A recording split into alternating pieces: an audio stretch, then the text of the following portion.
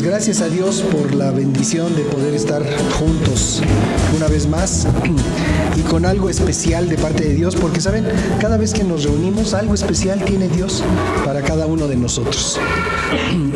Brevemente les comparto de que ayer estuvimos en un velorio de cuerpo ausente. Ya ven que por lo general es de cuerpo presente, pero aquí fue un velorio de cuerpo ausente. En el curso de la semana pasada, un amigo nuestro que colaboró con nosotros mucho tiempo como siervo de Dios y como músico. Nosotros, no sé, les hemos platicado que tuvimos un tiempo, durante 10 años tuvimos un grupo musical que se llamaba El Nuevo Pacto, y por ser todos padres de familia, los jóvenes nos decían que éramos el Antiguo Testamento más que el Nuevo Pacto. Entonces tuvimos oportunidad de tener ese grupo musical por 10 años y pues ¿qué sería? Por lo menos unos 5 o 6 años de ese tiempo, de los 10, los últimos 6, estuvo con nosotros un hermano en Cristo que desgraciadamente pues falleció en el curso de la semana. No era un hombre muy grande de edad, era un poquito mayor que yo, unos meses mayor que yo, pero desgraciadamente pues a veces las experiencias y la manera como hemos vivido, a veces pues el cuerpo pasa la factura, ¿no? Entonces tuvo que hacerse una intervención a corazón abierto. Cuando lo abrieron para arreglarle las válvulas de su corazón, pues encontraron que tenía un pulmón muy dañado. Y uno dice, ¿pero por qué? Pues si era cristiano, si no fumaba, ¿no? Pero no fumaba cuando era cristiano. Pero antes se fumaba 2 cajetillas diarias. Antes de darle su vida a Cristo, pues fue un hombre que estuvo muy involucrado en el ambiente musical, y pues ya saben ustedes, la banda, los amigos, el cigarro y pues otras cosas, algunos otros excesos. Entonces, pues desgraciadamente, en ese tiempo, pues se echó a perder sus pulmones, ¿no? Entonces ya después sirvió a Dios y de una manera muy linda, con una entrega, con un entusiasmo padrísimo, pero bueno, ahora que necesitaba que su organismo estuviera íntegro para poderlo sacar adelante de esa intervención tan fuerte que tuvo, pues resulta que su cuerpo ya no tuvo esa fortaleza, ¿no? Entonces, bueno, pues nos avisaron que estaba en terapia intensiva, estábamos esperando la oportunidad de ir a saludarlo, de ir a platicar con él en el curso de la semana, pero pues apenas salió de terapia intensiva, estuvo un día, ni siquiera medio día en el piso del hospital. Probablemente hubiera podido recibir visitas estando en esa condición, pero prácticamente de inmediato falló su organismo y el hombre falleció, ¿no? Entonces ya no hubo tiempo de irlo a saludar, de decirle hola, ¿cómo estás? Te queremos mucho. Ya no hubo oportunidad. Y bueno, ayer que fuimos, pues ya era de cuerpo ausente, les digo, porque prácticamente inmediatamente después de fallecer, pues ordenaron su cremación, que según parece ya ahorita ya no hay esa restricción legal de tener que esperar 24 horas velando al fallecido. Parece que ahorita ya no hay esa restricción, entonces pues prácticamente del quirófano del cuarto de terapia donde falleció, pues unas horas después ya coordinaron la familia con el hospital la cremación y entonces pues ya llegamos nosotros a uno que fue memorial, ya no fue funeral, ya fue memorial, en donde estaba su familia, sus hijos, 2 de sus nietos y pues la viuda ahí platicando y recordando. Tenían una computadora donde tenían una presentación con muchas, no muchas, sino algunas de las fotos de diferentes momentos de su vida, de joven, cuando se casó, cuando nacieron sus niños, cuando estuvo con nosotros en el grupo musical. Y bueno, pues simplemente fue el memorial de esa vida, ¿no? Entonces estaba yo considerando que muchas veces nosotros no nos damos cuenta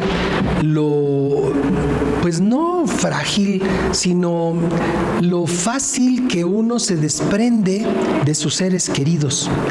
O sea, llega un momento en el que nosotros como hijos pensamos que pues nuestros padres son indispensables, pero crecemos, hacemos nuestras familias y entonces nos apartamos de nuestros padres y empezamos a vivir nuestra vida con la dinámica que la vida diaria nos está imponiendo, y muchas veces esa dinámica nos aparta, nos aleja de nuestros padres que hemos considerado entrañables, ¿no?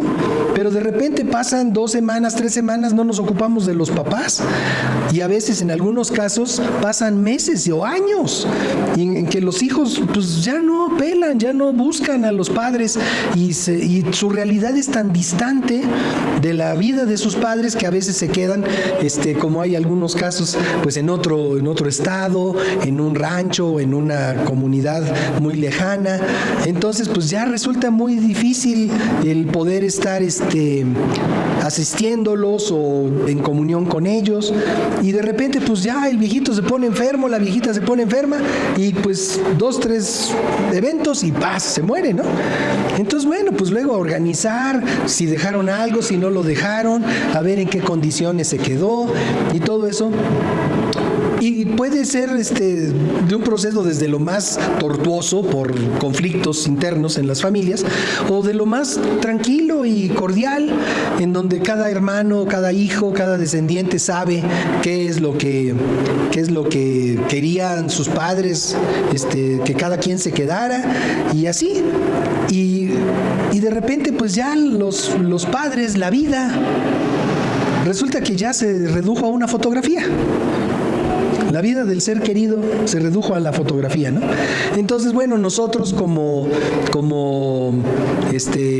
pues parte de ese linaje, de esa descendencia, pues vemos esas fotografías con mucho gusto, a veces con añoranza, ay, si estuviera aquí. A veces nos acordamos mucho de lo que decían en el caso mío, yo me acuerdo a cada rato de lo que decía mi papá, o de lo que decía mi mamá, lo que decía mi abuela. Me acuerdo mucho y los recuerdo con mucho cariño y gratitud a Dios, pero totalmente desprendido. O sea, esa vida ya no está, y muchas veces nosotros no nos damos cuenta de que en algún momento nuestra vida tampoco va a estar. O sea, vivimos como si fuéramos eternos, pero en algún momento nos vamos a ir, por las buenas o por las malas. Hay personas que siendo muy jóvenes pues tienen un accidente. El otro día oía yo de una pecera que se chocó allá por el Estado de México, creo, y en el accidente murieron 14 personas que iban allá adentro. O sea, en un instante, por una imprudencia, 14 personas, adiós, buenas noches. Y entonces, bueno, salió la noticia en el periódico, y a lo mejor para sus familiares es un trauma, y ya no está mi papá, ya no está mi hermano, ya no está mi tío, o lo que sea, pero todo eso se va subsanando eventualmente. Hace muchos años conocí una familia que teníamos un trato muy frecuente, y se fueron de vacaciones, y en la carretera, en una falta de pericia del hijo mayor que iba manejando, pues se volteó la camioneta en la que ellos iban, una buena camioneta, se volteó y murieron el hijo, la esposa, los papás, 2 hijos del matrimonio del hijo, y quedaron sobrevivientes dos hijos, un niño y una niña, que no iban en el paseo y que estaban aquí en la ciudad. Y se quedaron solos, todo el mundo se les murió. Y entonces uno piensa, hijo, lo vi la semana pasada, platiqué con él, hablamos por teléfono, pero ya no están. Entonces, Dios dice a ese respecto, Dios dice, es mejor estar en la casa de duelo que donde hay fiesta. Y uno podría pensar, pero ¿por qué Dios dice eso? Y no es el tema de hoy, nada más es un comentario de lo que pasó ayer, o de lo que vivimos ayer. ¿Por qué será mejor? ¿Por qué pensará Dios que es mejor estar en la casa donde hay duelo? Porque que donde hay fiesta, porque donde hay fiesta, pues estamos, nos divertimos y disfrutamos y jajaja, padrísimo. Pero en la casa del duelo nos damos cuenta de lo frágil que es nuestra vida, de lo furtivo que es nuestra existencia. Y eso nos ayuda a valorar lo que somos, lo que Dios nos da, lo que tenemos. A veces la gente vive muy descuidadamente su vida. Papás que nunca ven a sus hijos por cuestiones de trabajo, por compromisos, por proyectos, y se pasan la vida y nunca vieron a sus hijos, ¿no? Y de repente el hijo ya tiene 15 años y de repente la hija ya cumplió sus 15 también, ¿no? Y resulta que los chicos son unos desconocidos para los papás por alguna razón. A veces la vida va demandando una serie de cosas que a la hora que nos damos cuenta, pues resulta que el papá, o que un chamaco quiere más a la abuelita, o quiere más al abuelito, o al tío, o al vecino, porque jamás se tuvo que ver con sus padres, ¿no?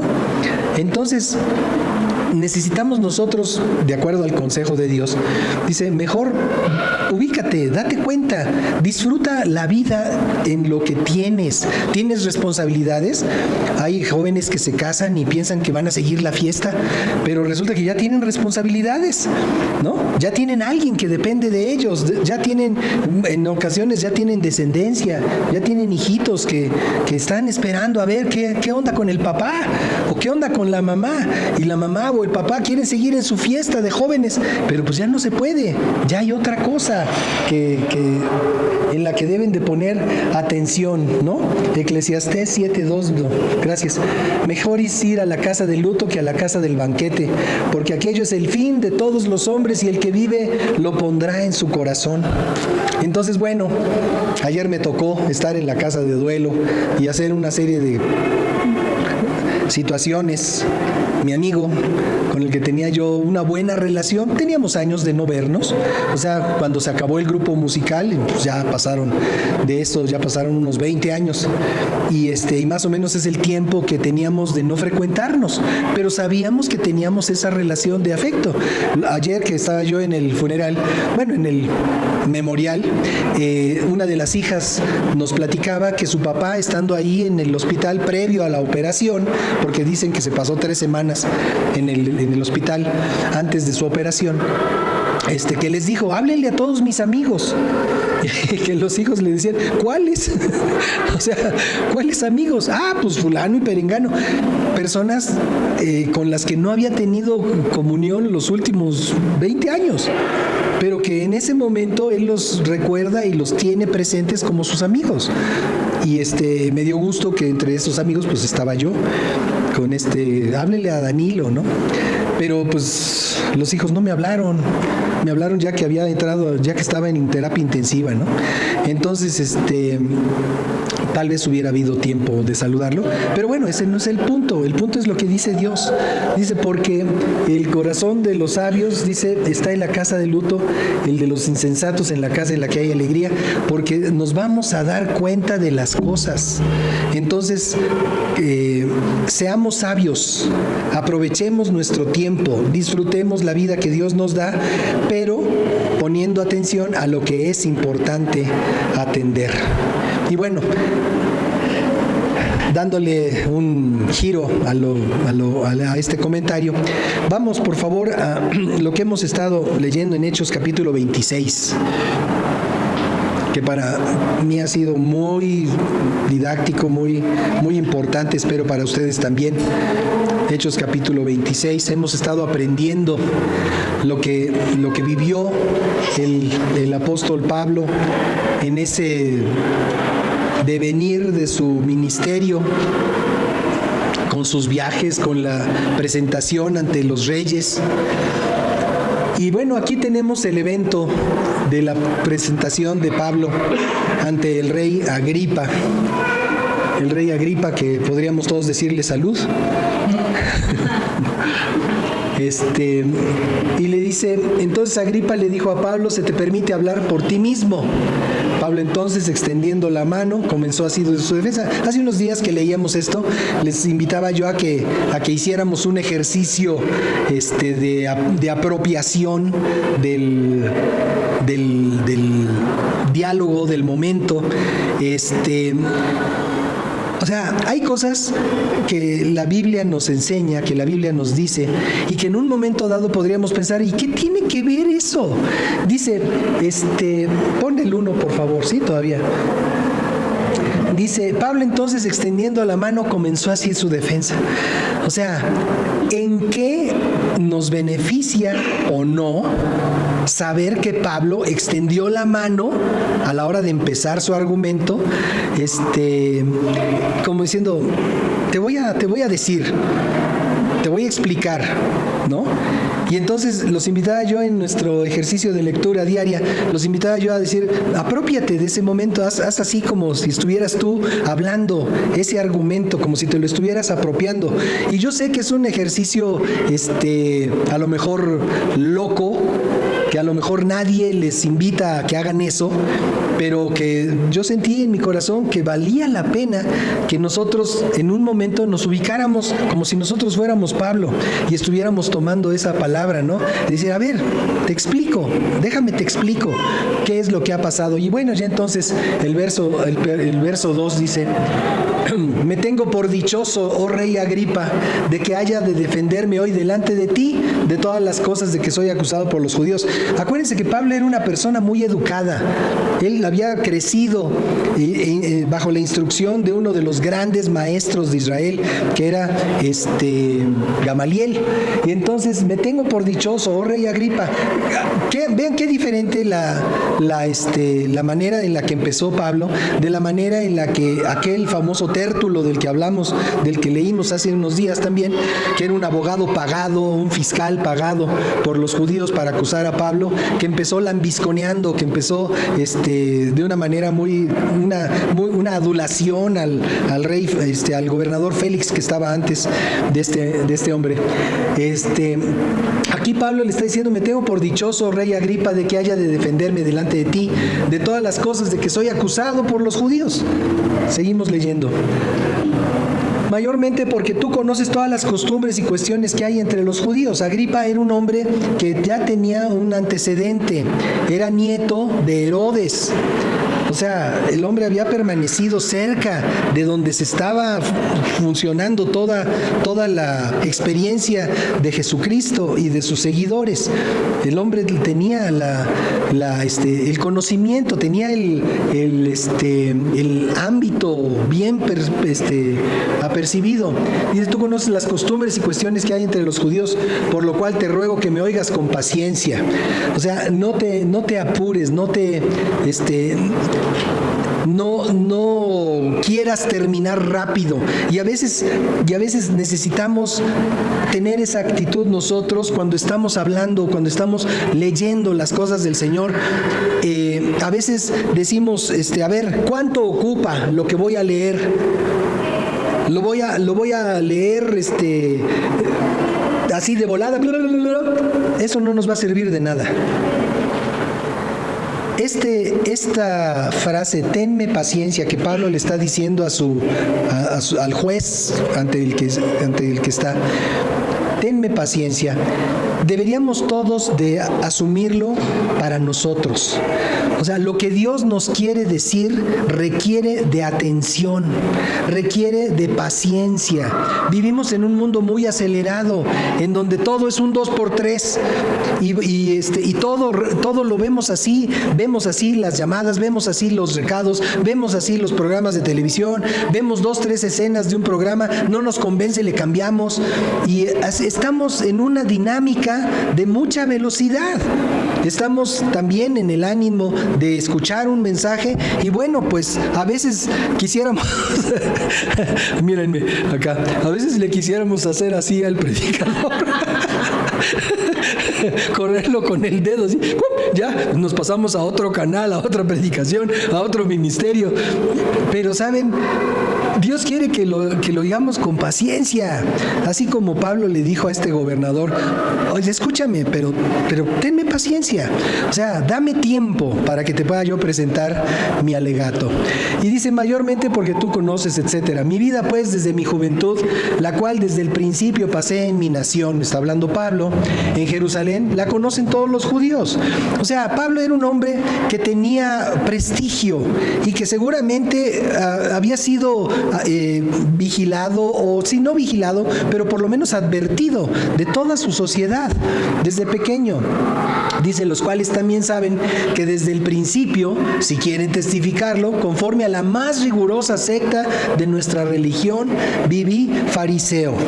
Y bueno, es como si aquí alguien dijera: bueno, ¿se acuerdan que yo desde chiquito era pues parte de la tradición? En mi caso personal, pues fui católico.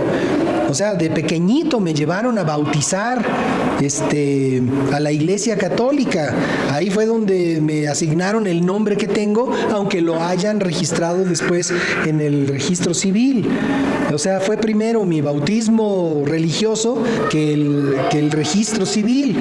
Y entonces, pues yo les podría decir: yo crecí católico. Yo crecí pero no puedo presumir de haber nacido o de haber crecido en una familia muy estrictamente católica. O sea, éramos católicos, eso fue lo que aprendieron mis padres y era lo que me enseñaron a mí cuando fui chico. Me llevaron a una escuela católica en donde teníamos esa instrucción y donde teníamos ese ambiente o ese pues qué les diré, esa enseñanza, esa costumbre religiosa de estar en una escuela católica, de ir los domingos a una misa en donde no entendía yo nada. Y bueno, estuve en el tiempo de la transición del latín al español. Antes las misas eran en latín y toda la liturgia la decía el sacerdote en latín. Ya después hubo una reforma a esas cosas y entonces se empezó a hablar en español. Ya era un poquito más fácil entender, pero de todas maneras el ambiente no se prestaba para aprender, porque pues todo se oía en medio de grandes edificios en donde el sonido era pésimo y en donde solamente se estaba escuchando ecos y rumores por ahí, porque realmente no había un acercamiento. Todavía los curas, aunque era en español, había una distancia muy marcada entre los sacerdotes, los ministros y los feligreses, ¿no? Entonces, la acústica del lugar no ayudaba para nada. Entonces, bueno, en ese comparativo, Pablo era mucho más religioso que yo. Él creció, ahora sí que puntualmente, como dice, bajo la secta de los fariseos. La secta de los fariseos eran aquellos que pretendían seguir de una manera muy puntual todos los ordenamientos de la ley. Es casi como si me hubieran a mí, bueno, el comparativo, como si Pablo hubiera crecido bajo la enseñanza del Vaticano, hagan de cuenta, ¿no? Así de riguroso, así de apegado, así de cercano. Mi caso fue diferente. Y luego dice: ahora, por la esperanza de la promesa que hizo Dios a nuestros padres, soy llamado a juicio. Dice: promesa cuyo cumplimiento esperan que han de alcanzar nuestras 12 tribus. Todo esto lo está dando como el antecedente para que este rey Agripa pueda evaluar su situación. Dice: las 12 tribus están esperando esa promesa. Dice: sirviendo constantemente a Dios de día y de noche. Y dice: por esta esperanza, oh rey Agripa, soy acusado de los judíos. Y entonces aquí nos preguntamos, bueno, ¿cuál era la esperanza? ¿De qué estaba hablando? Y entonces en el párrafo 8 nos dice: ¿qué? ¿Se juzga entre ustedes cosa increíble que Dios resucite a los muertos? La promesa de la resurrección. Y le dice: por esta razón me están persiguiendo y por esta razón me están juzgando, porque estoy esperando la resurrección, porque estoy hablando de la resurrección de los muertos. ¿O qué? ¿Ustedes no creen? Y entonces, bueno, esa reflexión me quedó muy, muy presente en mi corazón. ¿Creemos o no creemos en la resurrección de los muertos? O sea, de momento, el comentario que les estaba yo haciendo al principio de este memorial de mi amigo, o sea, creemos que ahí se acabó todo, creemos que ahí toda su arte, toda su virtud, era un hombre que era músico. Me platicaba su esposa que había dejado muchas pistas grabadas, muchas secuencias musicales grabadas, porque lo que él hacía era que ponía el acompañamiento y ya luego, para cuestiones de trabajo secular, pues él cantaba con el acompañamiento de las secuencias que había grabado, y tenía todo tipo de música de Estados Unidos, música mexicana, música de boleros, música de todo el ambiente musical artístico de nuestro tiempo y todo, y él cantaba, y bueno, pues él cobraba por hacer ese tipo de presentaciones. Era su trabajo, ¿no? Entonces, podemos pensar, pues ya todo eso ya pasó, ya se olvidó este señor y ya no hay nada más. Pero entonces la pregunta que tenemos enfrente es, ¿creemos en la resurrección? ¿Creemos como gente de Dios? ¿Creemos en la resurrección?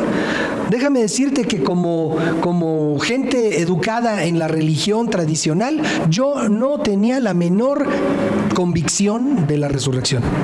Hasta que conocí a Jesucristo como Señor y Salvador de mi vida, fue que puedo decir que tuve la convicción de que esta vida es realmente un vagón del metro, en donde nos subimos en un momento determinado y nos vamos a bajar en otro momento determinado que Dios ya sabe perfectamente. Así como cuando tú te subes al metro y ves la secuencia de estaciones y dices, pues yo me tengo que bajar aquí, yo me tengo que bajar allá, tengo que transbordar aquí para ir a tal otro lado. Bueno, exactamente así está determinado tu tiempo en esta vida. Pero es una transición. Venimos del corazón de Dios. ¿Cómo sabemos que venimos del corazón de Dios? Pues porque Dios en su palabra nos dice, con amor eterno te he amado. No sé si lo puedas localizar, David. Con amor eterno te he amado y por tanto te prolongué mi misericordia. Entonces nos podríamos poner a pensar, ¿cómo es que Dios me ha amado con amor eterno si yo soy del 52? O sea, ahí como que no hay una congruencia. Amor eterno me ha amado. Soy generación 52. ¿De qué generación eres tú? La mayoría pues son de generaciones posteriores a la mía, ¿no? O sea, mi hijo David es del 85, del día del temblor. ¿De cuándo somos? ¿Qué generación tenemos? Y Dios nos dice, con amor eterno te he amado, ¿no? Jeremías 31. Jehová se manifestó a mí hace ya mucho tiempo diciendo, con amor eterno te he amado, por tanto te prolongué mi misericordia. ¿Con amor eterno? O sea, ¿cómo puedes amar antes de que alguien exista? ¿Te imaginas desde aquel tiempo en la eternidad? Todas las condiciones genéticas, todas las combinaciones que fueron necesarias para que tú y yo existamos y para que estemos aquí presentes, para que esté aquí la pequeña Sofía, todo lo que Dios hizo, todos los arreglos, toda la dirección de este plan maestro de Dios para que tú y yo existamos. Y nos dice Dios, con amor eterno te he amado. Quiere decir que nosotros ya existíamos antes de la fundación de este mundo. Ya existíamos en el corazón de Dios. Ya estábamos ahí. Dios ya nos tenía considerados. Y a veces pensamos, es que somos un accidente genético. ¿Sabes una cosa? No eres un accidente genético. ¿Qué hubiera pasado si mi papá se hubiera fijado en la vecina en vez de la otra? En vez de mi mamá, ¿qué hubiera pasado? ¿Sabes una cosa? Pues todas esas son ideas, todas esas son novelas que podemos escribir y podemos hasta analizar y considerar. Pero no fuimos esa novela, fuimos la selección perfecta de Dios para que tú y yo existiéramos y tuviéramos la oportunidad de recibir lo que Dios tiene preparado para cada uno de nosotros. Y después de este tiempo que llamamos vida y que les digo, es un vagón del metro que nos lleva de un lugar a otro, entonces llegar a nuestro destino. Nuestro destino no es la estación Nativitas, nuestro destino es la presencia del Dios vivo. Y para allá vamos. Y entonces Pablo, regresando a lo que estamos leyendo, Pablo dice, pues ¿qué ustedes no creen en la resurrección?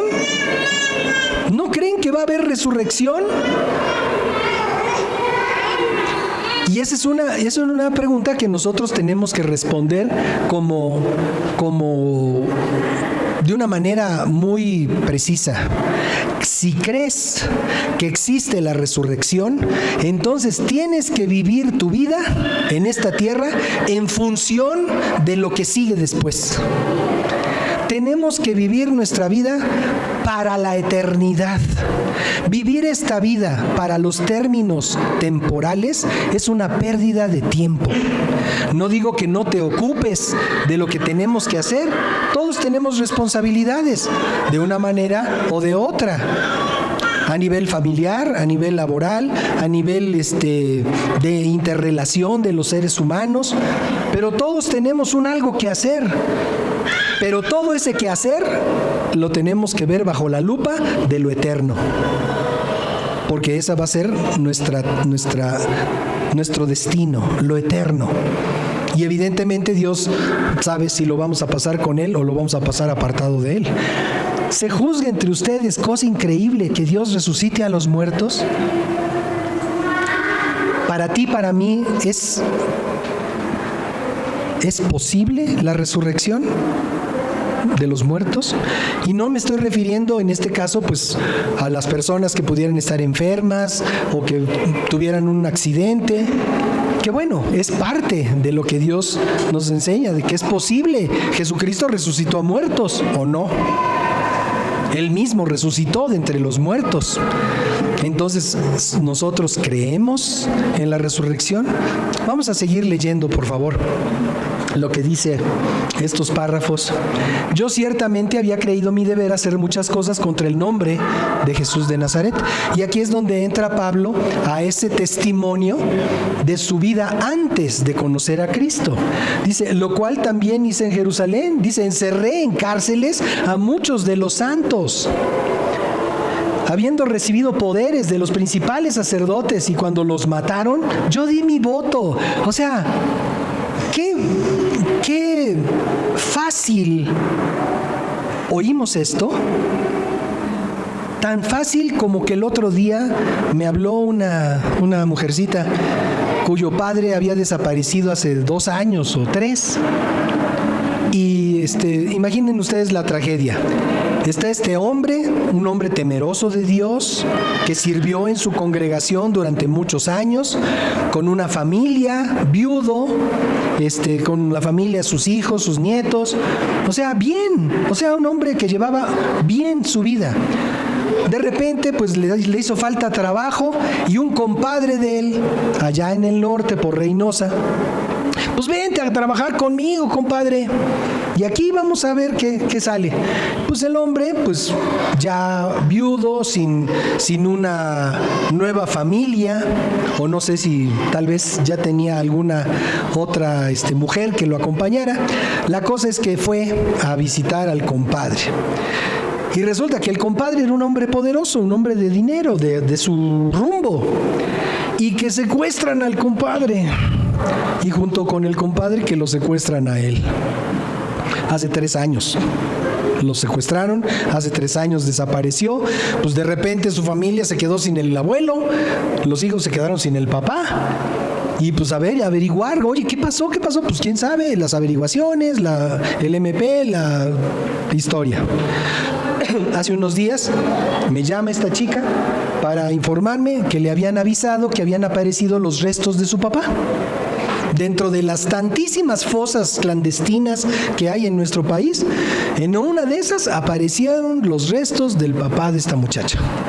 El señor que yo conocía, un señor pues, más o menos de mi vuelo, tal vez un poquito mayor, que de repente pues desapareció. Entonces, si nosotros no tenemos la convicción de lo que sigue después de nuestra vida, entonces, pues, ¡qué tragedia! Ah, claro, es una tragedia que lo hayan secuestrado, es una tragedia que lo hayan asesinado. O sea, ¿qué le podían haber recriminado? Era un hombre que tenía una posición de servicio en una congregación. Era un hombre trabajador. Déjenme darles otro dato de este varón. Él evitó que otro siervo, que otro hijo de Dios se suicidara. Entre él y yo llevamos a ese señor, a ese tercer señor, lo llevamos porque me habló y me dijo, oye Danilo, no abre la puerta este cuate. ¿Puedes venir? Ahí voy. Y resulta que este varón, en una locura que tuvo, se había bebido un pomo de veneno para rata con una botella de tequila o de vodka o de algo. Se la había zampado y ya estaba así en calidad de bulto. Gracias a Dios se pudo abrir la puerta de su departamento y entonces lo encontramos ahí ya alucinando. Pues ¿sabes qué? Hablaron una ambulancia, la ambulancia no llegaba. Le dije a este amigo, le dije, oye, vamos a llevarlo a Joco porque este cuate no la libra. Y entre los dos bajamos al amigo aquel, lo subimos al coche de este otro señor, lo llevamos y gracias a Dios la libró. La gente del hospital de urgencias de Joco me dijo, ¿sabe qué? Su amigo tomó el peor veneno para ratas. Es muy difícil que la libre. Y la libró. Y ahí está. Vivito y coleando aquel hombre, ya se arrepintió de las tonteras que andaba haciendo, que lo llevaron a esa depresión y ese problema tan terrible. Se relacionó con una bruja que le estaba haciendo quién sabe qué tanta cosa. Y bueno, qué barbaridad. A veces uno dice, oye, una persona que conoce a Dios, que se relacione con una persona así. Pues sí, o sea, el ser humano comete tanta tontera. Y a veces uno dice, pero pues si está en una congregación, pues sí. Y el otro señor que ni la debía ni la temía y que lo salvó, bueno, que intervino para que se salvara este hombre de la muerte segura, anda con el compadre y lo secuestran y lo matan. Y a los 3 años aparecen sus restos ahí para identificarlos con el ADN.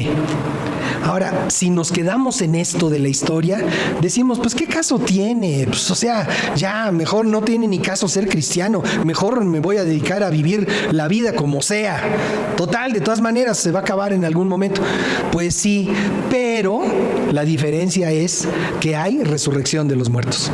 Esa es la diferencia. Y que voy a poder continuar en esa oportunidad de vida, pero que ya no es la temporal, ya no es la frágil, ya no es la que se rompe por haberme fumado 2 cajetillas diarias de cigarros, sino porque sigue la etapa en donde ya vamos a estar equipados con un nuevo cuerpo, un nuevo cuerpo preparado para la eternidad. Este cuerpo que traemos no está listo para la eternidad. Podrías buscar, David, aquella frase que dice lo corruptible no puede heredar la vida eterna.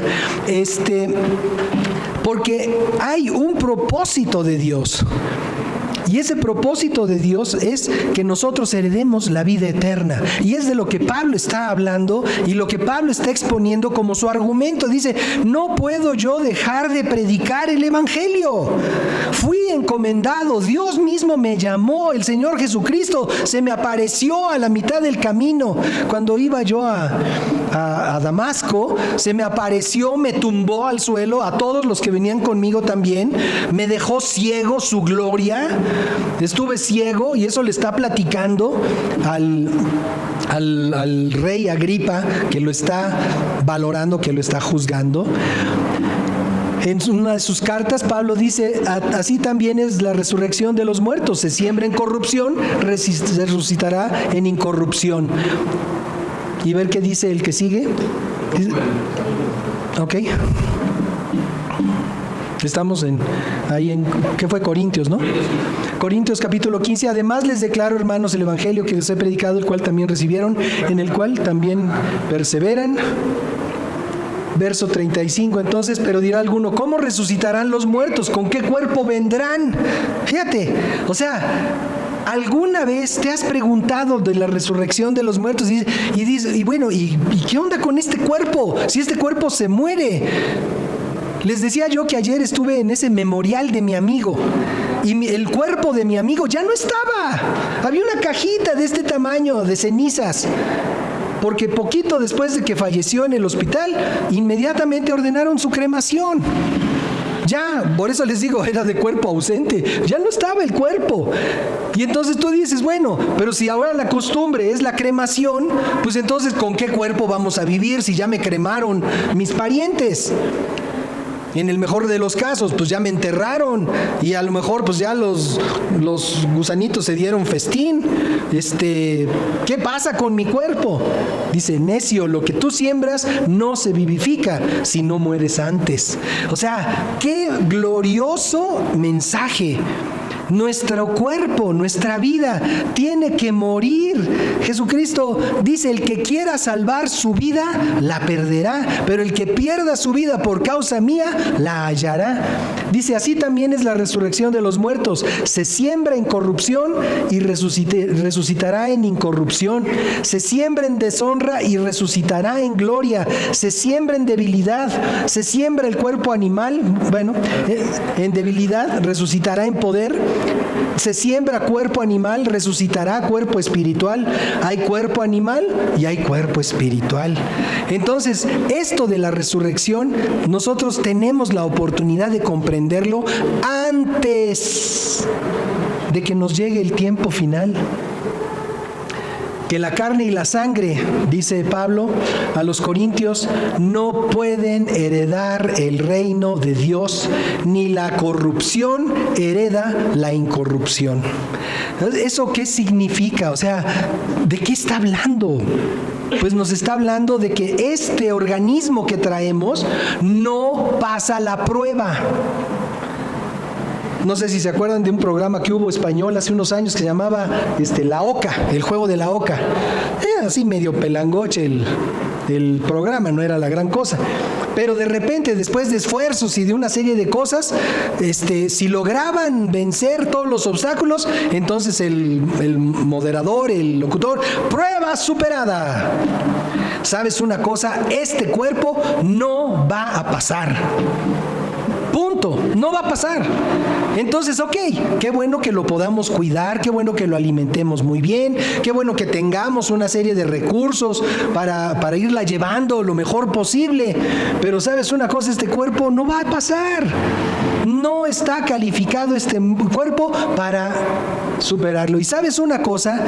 Si Jesucristo tuvo que morir para cancelar en esa muerte la corrupción y resucitar, es el modelo de que nosotros también vamos a tener que morir, salvo, y eso lo aclaro, que se cumpla lo que también dice Pablo, que en un abrir y cerrar de ojos seremos transformados.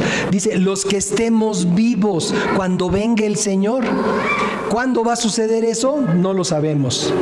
Dice, he aquí, les digo un misterio, no todos dormiremos, pero todos seremos transformados. En un momento, en un abrir y cerrar de ojos, a la final trompeta, porque se tocará la trompeta, los muertos serán resucitados incorruptibles y nosotros, si estamos vivos, seremos transformados. Pero todo esto es el argumento que Pablo le está presentando al rey Agripa, del porqué de su pasión, de la predicación del Evangelio. ¿Por qué rayos estamos aquí a esta hora un domingo? ¿Por qué? ¿Qué es lo que nos motiva a venir y tratar de presentar un mensaje que pueda ser elocuente, que pueda ser útil para ustedes? Pero no solo a ustedes, para nosotros. Los principales bendecidos de estar aquí, de hacer esto, somos nosotros. Sabemos que Dios tiene vida eterna para cada uno de nosotros. Por eso nos reunimos, por eso lo buscamos, por eso procuramos compartirlo. porque sabemos el valor de la enseñanza de la palabra de Dios. Y entonces, bueno, ante las cuestiones que se nos van poniendo enfrente, como le dijo Pablo, dice, ¿qué? ¿No creen? ¿No creen en la resurrección? Y le está hablando al rey. Y a lo mejor tú dirías, oye, no le digas esas cosas, mejor llévatela leve con el rey. El rey Agripa, según lo que hemos leído, era un invitado del gobernador Festo. El gobernador Festo se quedó en lugar del gobernador Félix, que lo tumbaron de su cargo por corrupto. Y entonces viene Festo. Y entonces este Festo viene y quiere juzgar a Pablo. Y entonces cuando Pablo le dice, ¿sabes una cosa? Yo quiero que me juzgue el emperador. Yo quiero que me juzgue el César. Entonces este emperador, cuando recibe la visita de Agripa, que es lo que hemos leído, le dice, oye, fíjate que aquí tengo un caso de un cuate que dice y que esto, y que todos los judíos quieren que lo mate, pero yo no encuentro motivos para matarlo. Y entonces dice Agripa, me gustaría escucharlo. O sea, ni siquiera tenía el rey Agripa la facultad para ser él quien lo juzgara. Fue una cosa totalmente casual. Pero Pablo le está dando valores y principios de vida que a nosotros nos conviene saber, que a nosotros nos conviene considerar. Y bueno, finalmente concluye esta presentación hasta donde vamos leyendo el día de hoy. En Hechos capítulo 26 todavía,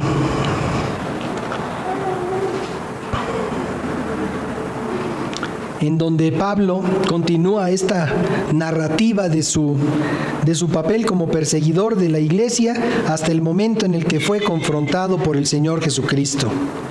Luego le sigue relatando al rey Agripa que esa es la razón por la que, siguiendo esa visión de la encomienda que Dios le dio, entonces él ya persigue ese motivo, ese fin de proclamar y declarar y predicar el evangelio de Jesucristo.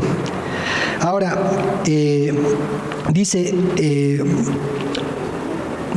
Jerusalén y toda la tierra de Judía, en el relato de Pablo, dice, estaba incluyendo a los gentiles, les anunció el deber de volverse a Dios y hacer obras dignas de arrepentimiento. Entonces, ok, ¿creemos en la resurrección? ¿Sí o no? Ok. ¿Creemos en la vida eterna? ¿Creemos que Dios nos va a dar un nuevo cuerpo porque no pasa? Sí. Ok, entonces necesitamos demostrar con nuestra vida diaria que todo esto es verdad. Porque de nuestra vida depende que muchos otros puedan creer. Los que están cerca de nosotros, aunque no les digamos nada, con nuestro puro estilo de vida, van a ser desafiados para creer.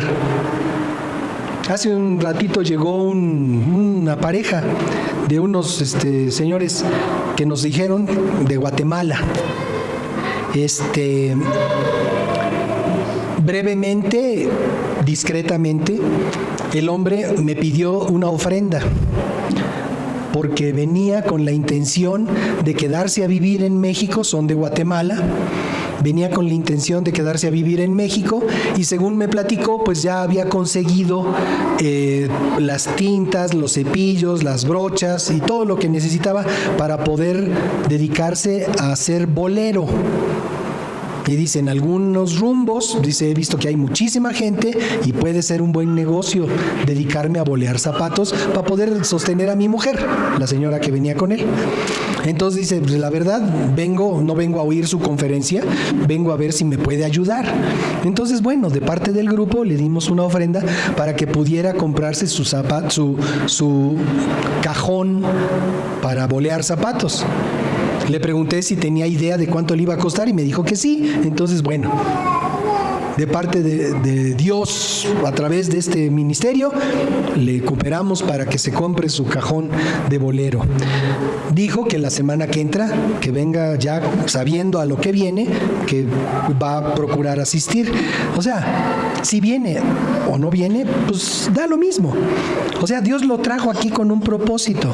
Y el propósito, en este caso, para esa familia, fue encontrar en un grupo cristiano un poco de ayuda para poderse establecer. O sea, no le resolvimos la vida. La vida sola se la puede resolver Jesucristo.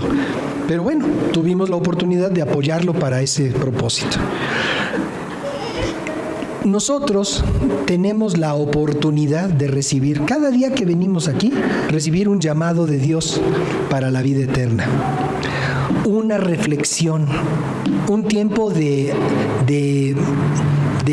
consideración de qué es lo que creemos, de qué es lo que Dios nos ha hablado.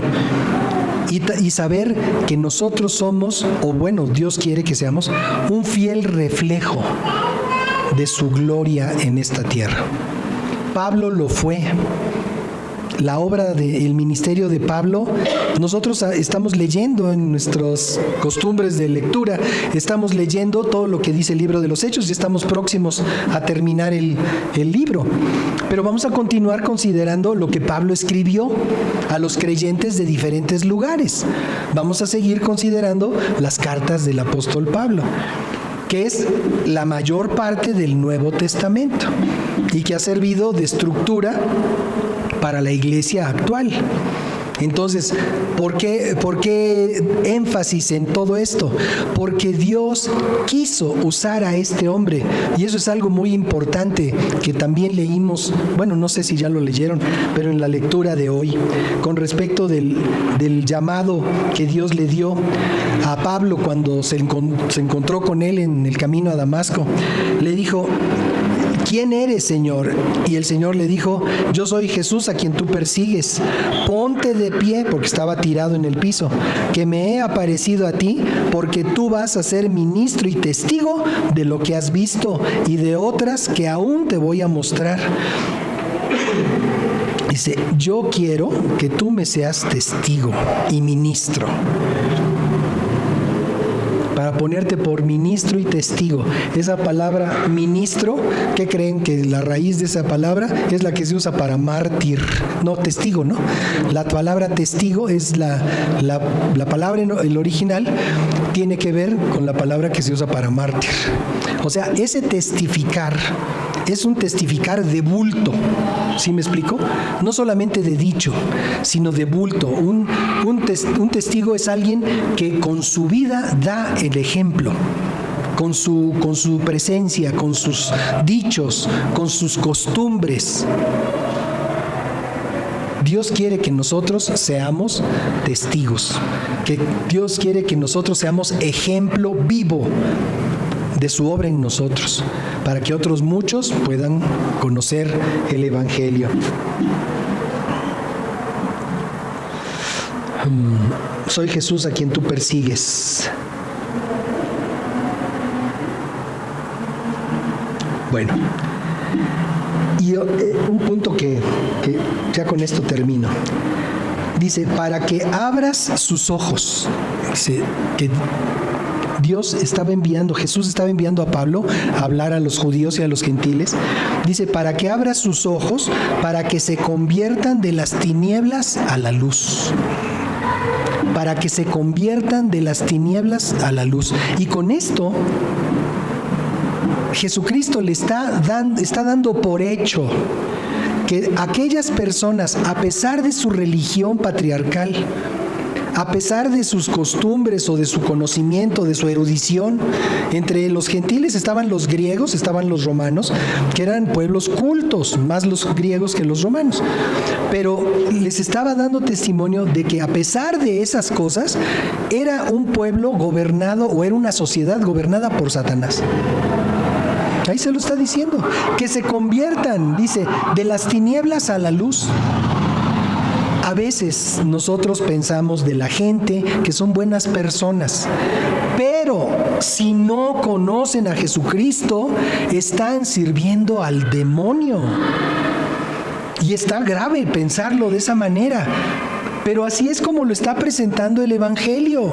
Que se conviertan, para que abran sus ojos, que se conviertan de las tinieblas a la luz y de la potestad de Satanás a Dios. O sea, estar bajo la potestad del diablo, de Satanás, es vivir bajo el régimen de vida que establece Satanás. Nosotros ahorita acabamos de pasar por las elecciones, en donde México, en su mayoría, ya escogió, bueno, su mayoría de los que votaron, porque todavía hay una gran mayoría que no votó y no participó, no dijo ni pío, y bueno, pues ni modo. De los que votaron, la mayoría escogió un gobierno. Vamos a vivir los próximos 6 años de acuerdo a lo que ese gobierno determine. En el ámbito espiritual no hay votaciones, no hay democracia. Satanás es un perverso, es un tirano. Y la ignorancia de los principios de Dios en la vida de las personas automáticamente los hace estar bajo la potestad de Satanás. Claro, nosotros podemos pensar, ay, no es para tanto. Claro que es para tanto. Claro que sí. Nosotros no somos gente que va a juzgar a nadie. O sea, en esta clasificación están muchos de nuestros seres queridos, muchos de nuestros conocidos de trabajo, muchos de la gente en la sociedad, los que se dedican a la diversión, a la farándula. O sea, ahí están metidos muchos, no todos, porque algunos ya han conocido a Cristo, algunos ya han hecho ese cambio de las tinieblas a la luz. Pero si no, o sea, es como los taxis piratas, ¿se acuerdan? Que muchas veces, hace muchos años, había un grupo de taxis piratas que se estaban ahí peleando con los taxis del aeropuerto por los clientes, ¿no? Por el pasaje. Y había unos que les llamaban los tolerados. Y eran taxis que no eran oficiales, pero podían estar ahí porque eran tolerados. O sea, con Dios no hay tolerancia. O somos de Dios o somos de Satanás. Esa es la urgencia. Pero si nosotros, que estamos acercándonos a Dios para aprender lo que Dios nos enseña en su palabra, no advertimos esa urgencia, vamos a perder mucho tiempo. Y está en riesgo la eternidad de muchos de nuestros seres queridos, de muchos de nuestros conocidos, a lo mejor nuestros socios, a lo mejor nuestros vecinos. Si no somos nosotros, si no tenemos ese fuego que tenía Pablo y que llevó a los discípulos a llevar las buenas nuevas del Evangelio a tanto lugar alrededor, y que ahora, bendito sea Dios, 20 siglos después nos llegó a nosotros, y que por esa razón tenemos acceso a la vida eterna, si no hubiera sido por la pasión de todos estos, entonces pues nosotros nos hubiéramos quedado con la religión tradicional, con la religión de nuestros padres. Y bueno, teníamos una religión que hablaba de Cristo y que hablaba de el Padre, el Hijo y el Espíritu Santo. Pero igual pudimos haber crecido en una comunidad en donde se habla del Dios fulano, del Dios perengano, de la pirámide perengana. Igual podíamos haber nacido ahí. Y seguir con esas costumbres. Como muchos están reviviendo esas costumbres a través de los usos y costumbres de nuestra nación. Entonces, ahí está el asunto, ahí está en puesto. Tenemos una tarea. Dejemos que Dios nos guíe y nos capacite para poder realizar esa tarea. ¿Sí? No es un asunto pues está bien. No está bien, está gravísimo. O están con la potestad de Satanás o están bajo la autoridad y la salvación de Dios. Suena muy radical, sí, suena muy radical, tan radical como lo que dice aquí, que se conviertan de las tinieblas a la luz y de la potestad de Satanás a Dios, para que reciban por la fe que es en mí, hablando Jesucristo, perdón de pecados y herencia entre los santificados. No hay perdón de pecados a los que no están en Cristo. Solo los que están en Cristo tienen perdón de pecados. Aunque a lo mejor se hayan aventado toda la calzada de los misterios de rodillas, ¿no? Solo los que estamos en Cristo tenemos perdón de pecados. Y bueno, aquí estamos para anunciarlo. Que Que Dios nos ayude a tener esa convicción y ese fuego en nuestro corazón, porque México nos necesita. Señor, te bendecimos y te damos muchas gracias por la oportunidad que tú nos das de escuchar tu palabra. Queremos, Señor, en este momento darte gracias por alertarnos, por confirmar que nos has amado desde antes de que existiéramos, Señor. Esa es una comprensión que solo tu Espíritu nos puede dar. Imaginarnos ese amor sin conocernos, sin saber quiénes éramos, pero lo chistoso es que sí sabías. Tan sabías que llegamos a este punto y hemos sido estas personas que somos, Padre, con este proyecto de eternidad que tú has planeado aún antes de que tú formaras todo este mundo. Y lo hiciste pensando en nosotros. Muchas gracias, Señor.